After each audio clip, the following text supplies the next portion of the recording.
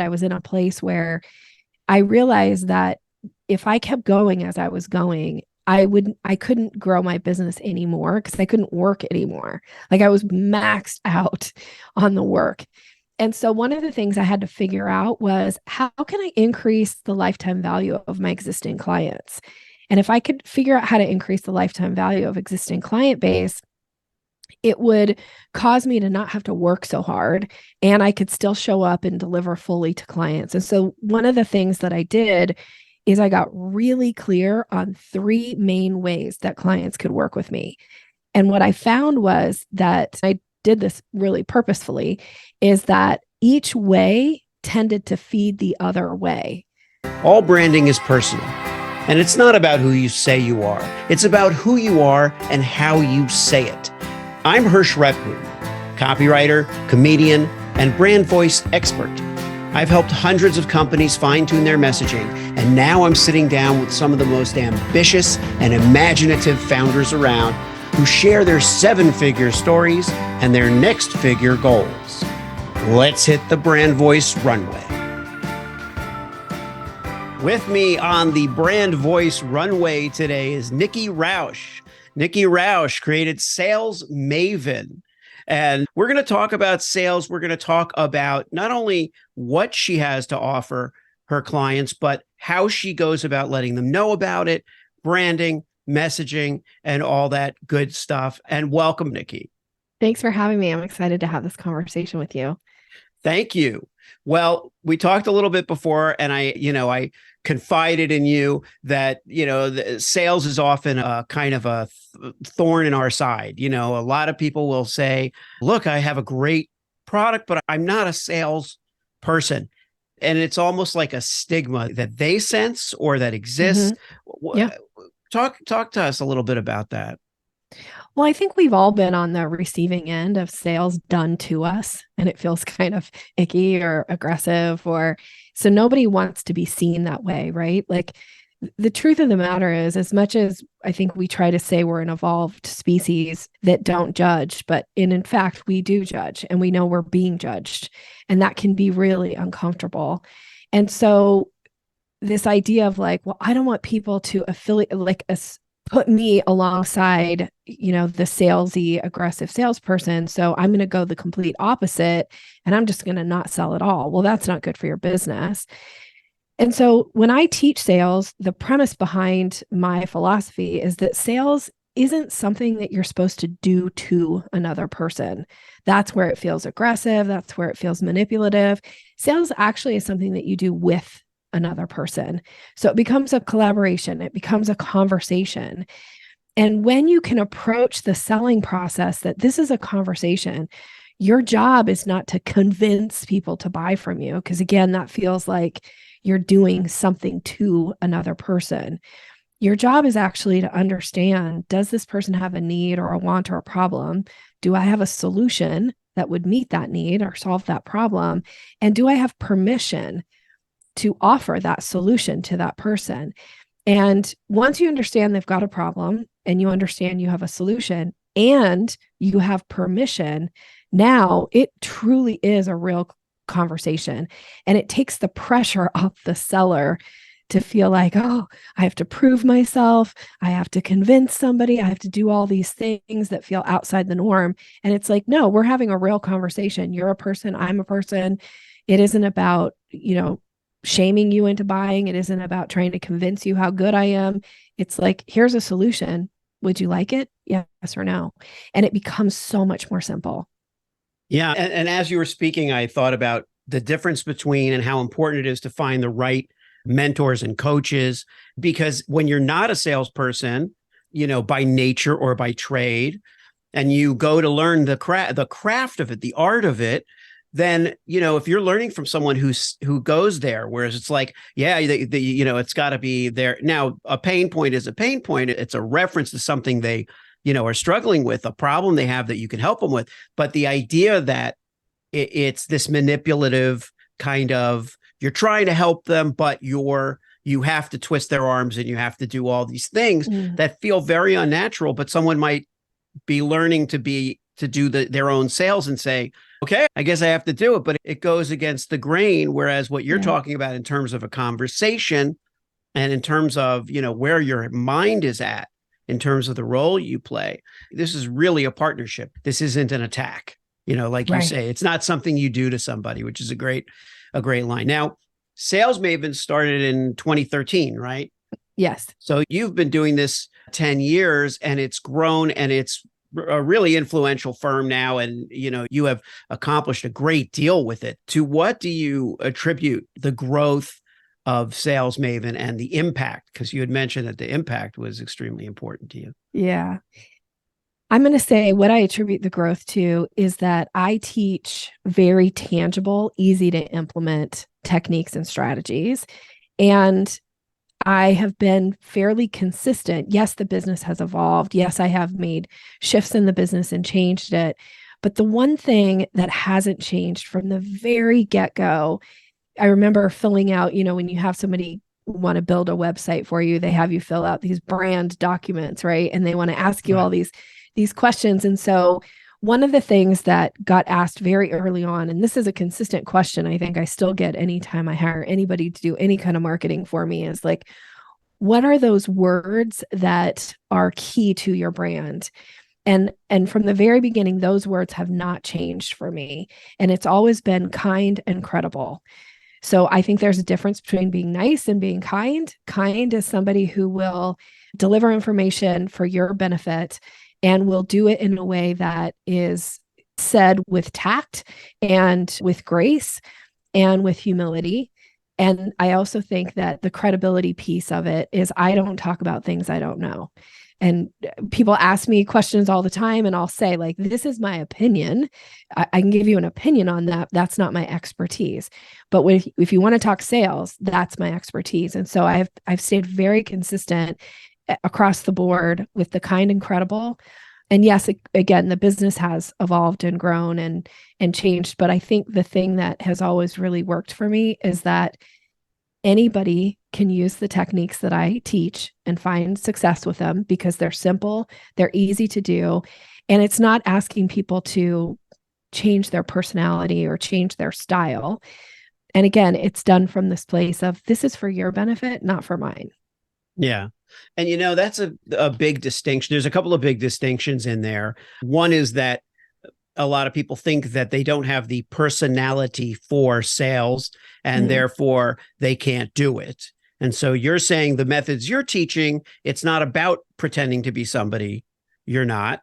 And then the other part is that the kind and credible part, that's a big thing for me because, you hear kindness is a weakness, but I think what people are misconstruing is that, you mentioned nice is different than kind. It's like nice is polite. Nice means you're according someone a courtesy out of some kind of just good behavior, of a good habit and a kind of a sense of decorum. Whereas kindness is something you really extend. You really extend something to them. You're really helping them. And I totally contend that kindness is not in any way a weakness. If anything, we have to bolster our ability to be kind so that other people can do the same, so that other people can do it. It doesn't have to be for us. You could pay it forward and they can do it for someone else. So in terms of relationship building through sales, I'm interested in that because I'm always interested in relationship building, but I haven't traditionally been interested in sales. And I've tried to, in this last couple years, open my mind a little bit about how to, be more aggressive in certain situations where I could be selling more, rather than just being a creative director or being the creative person in the back doing the creative thing. So I believe that, and I teach this, I always say relationships first, rapport always. Now, there needs to be some strategy behind the relationship piece. So I do a lot of relationship building, and I teach a couple techniques around this, but one in particular is I teach something called a Strive 5 list. And the Strive 5 list, the objective of it is to identify 5 people that you really want to have contact with, you want to Right. start to build relationship with. And then you do things to put yourself in their kind of orbit, really.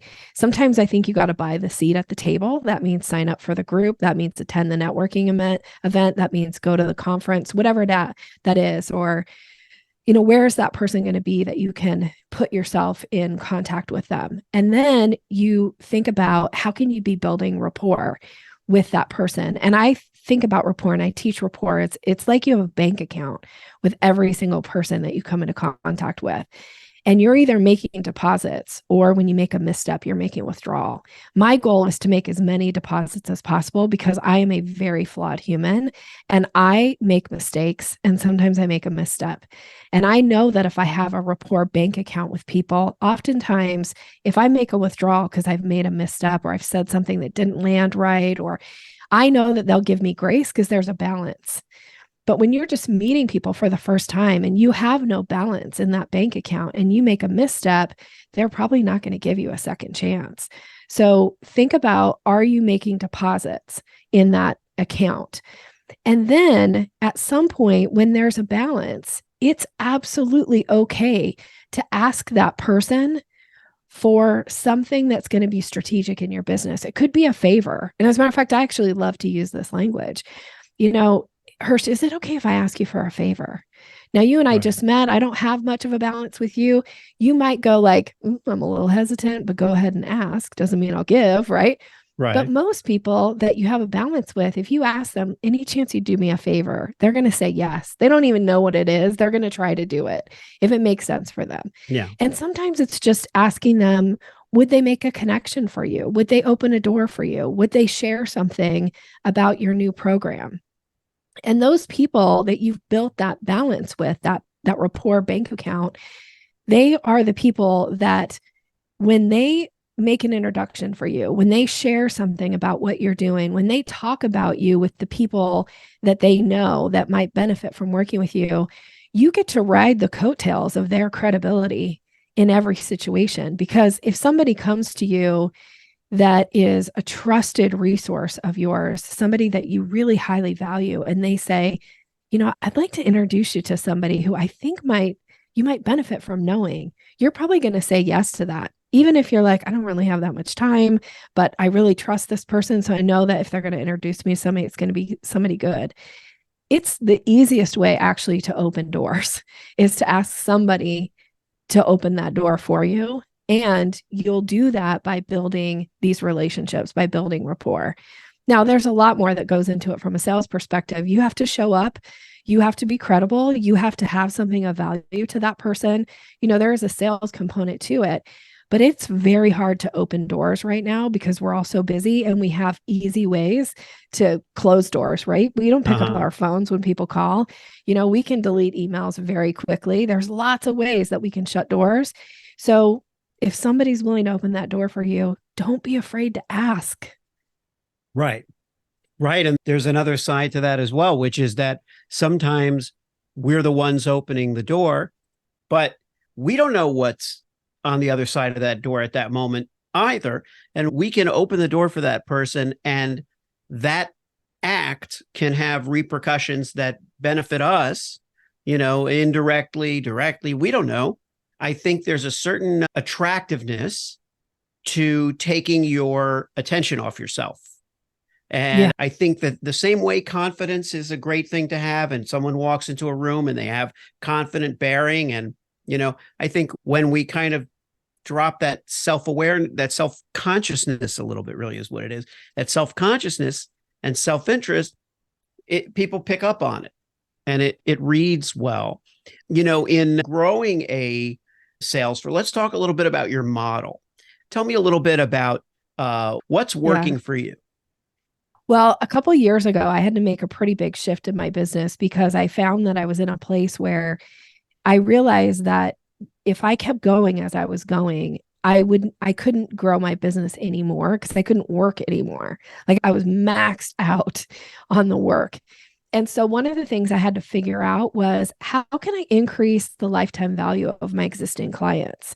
And if I could figure out how to increase the lifetime value of existing client base, it would cause me to not have to work so hard, and I could still show up and deliver fully to clients. And so one of the things that I did is I got really clear on three main ways that clients could work with me. And what I found was that, and I did this really purposefully, is that each way tended to feed the other way. So I have three ways that I work with clients. I have private coaching clients where I'm working one-on-one with people. And then I have a group coaching program. It's a membership. It's called the Sales Maven Society. And that's where people get access to my training center. They get access, so that's courses and things like that. And then they get access to me in a group setting to ask questions. And then I have master classes that I teach that are kind of a deep dive topic, or something around sales that's like a deep dive. And those are kind of intensive classes. And what I found was that my Sales Maven Society members often become private coaching clients. And my private coaching clients often sign up for the master classes. And masterclass clients often become private coaching clients. And so it's like a triangle that they all kind of feed into each other. And that was really where I started to see the difference of increasing lifetime value, because we all know this. It's easier to earn repeat business than it is to earn new business. Now, you do want to have new business coming in for sure, and you want to be growing your business that way too. But I find that a lot of times business owners tend to ignore their existing business because they're like, oh, I already got that business. Yeah. Like that person already bought from me. So now I got to go find somebody else to sell to. Well, what else can you sell that existing client that they would be delighted to continue to work with you on? And that was a real shift in the business. Yeah. Yeah. And I think people are getting wiser to that fact now, because with all the different ways of communicating, there are ways to communicate with your audience about different things. This is like the good side of, technology and apps and all that stuff, that it helps us keep this stuff ordered so that we don't forget about people. Yeah. The trick is to keep the human element intact so that, people really feel like you are, like, we don't mind. I don't know about you, the mail merge thing, right? Where, it'll say, hey, Nikki, have you thought about this? Now, sometimes it seems so real. You think that they are actually sending you a personal email and you know them personally. And there's a reason you signed up for their list. You either use their services or you like the knowledge that they give you. But what about, but what happens is sometimes you're confused, like you're actually like, wait a minute, is this an email from this person that actually needs something specifically from me? Or is this something that I can read later? And so I think we're developing our skills in that way. How do you keep in touch with your clientele and your subscriber list? You've built quite a list over 10 years. So how do you stay in touch with them? So I have a podcast. And so every single week they get notified with a description on what's in the new episode of the podcast. They're encouraged to go listen to it. Also, so that's a newsletter that goes out every single week to my list. Also in there, we share some additional resources, some additional things they might not have seen or heard. So it makes it easy. And there's also a like how to work with me section in there as well. And that's shared every single week. And then I regularly sell to my list. So I have trained my list to know that they are going to get offers from me. And people who are put out by that, or people who are like, I don't want to buy from Nikki, they quickly unsubscribe from my list, because I'm letting my list know this, as far as I'm concerned, this is an asset in my business and I'm going to use it like an asset. I am going to sell to it. And so I regularly make offers, and I make high price offers and I make low price offers, and I'm constantly testing, but all of my offers tend to feed back to those three categories that I mentioned. So it's rare that there's some random offer out of the blue that people are like, what's this? It's clear. It's like, here's an offer to join the Sales Maven Society. Every once in a while I'll do an offer to do private coaching with me. Although I find that most of those clients kind of show up because they've been on my list. They've been in my orbit. They know about me. And so oftentimes they will initiate that with me. They're like, I'm ready. Like, I'm so ready to work with you because I've been a listener for a while. And then I do a ton of podcast guesting. So I love podcasting because it's evergreen content. And to me, there's no better marketing than like, there's no other thing out there that I know of that is evergreen when you spend money on marketing dollars. Like, it's like you spent it, that campaign happened, it's done, people will never see it again. But that's not true with podcast guesting. So I actually have people that prior to me starting my podcast back in 2020 that used to show up in my business and say, "Oh, I binge you on podcasts." And I'm like, "Well, how is that possible? Because I don't have a podcast." And they're like, "Oh, I just search your name in the Apple app and here's all these podcasts that you've been on." So that's probably, maybe I'm going a little bit off topic here, but that is the number one way that people find their way to my business. And I find that people who are going to invest in sales, coaching, and training want to know, what is it like to work with that sales coach, right? Like, I don't want to get into a program where somebody's like, you got to sell, you got to convince, you got to, so I think once somebody hears me on a podcast, they realize like, I either like her vibe. And so I'll go down this, I'll go a little bit further, I'll dip my toe a little bit further into that water. So for me, it's just been an excellent way for people to get that first test with me. And then when people show up on calls with me, they often say, "Oh my gosh, you're just like how you are on a podcast." Right. It's like, because that's me showing up, being my authentic self. And if you ever felt differently than like, "Oh, this is totally different than how you showed up on a podcast," that would be so incongruent in in what I teach. Right. So yeah. And excellent. Because it's so much easier to be yourself on air or even giving talks. I've done stand-up comedy. It's not the same. Stand-up comedy, you do want to develop, you are heightening something about yourself. You're going for, boom, boom, boom with the laughs. It's not really relationship building. You're building fan base or following, but you're not really, most comedians building a relationship. You are presenting. And I think, what you're talking about and what you've underscored is that, it is a very personal thing. Your brand is, Sales Maven has all kinds of wonderful facets to it and offerings, but you're at the center of it. It's a very personal brand. I really appreciate your sharing all the different aspects of this. Let's end with a thought on brand image and goals. If you were to make a resolution of some kind for the next 12 months, something that you'd like to accomplish. And, as you know, business is tied to life. It's all tied to one thing. When we're entrepreneurs, we're all doing it as a big picture. But this can be about anything. Can you share some kind of goal or resolution that you'd like to address in the next 12 months?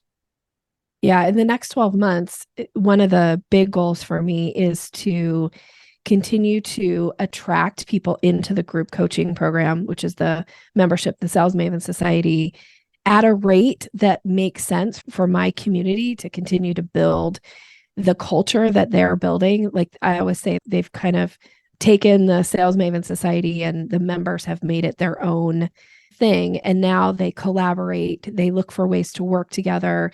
They look for ways to support each other, in addition to getting sales coaching from me. So they refer to themselves as the Mavens. And I want to continue to foster an environment where it is safe for people to come in, ask what can sometimes feel like vulnerable questions about situations that they find themselves in or situations of what's going on in their business. So for me, it is about continuing to build that community in a really safe way that my members a year from now feel even more connected than they are today. If you've enjoyed this episode of Brand Voice Runway, please leave a 5-star review and subscribe to the podcast. The positive reinforcement keeps us going. Who am I kidding? Founders like us keep going regardless. Thanks so much for listening, and make tomorrow greater than today.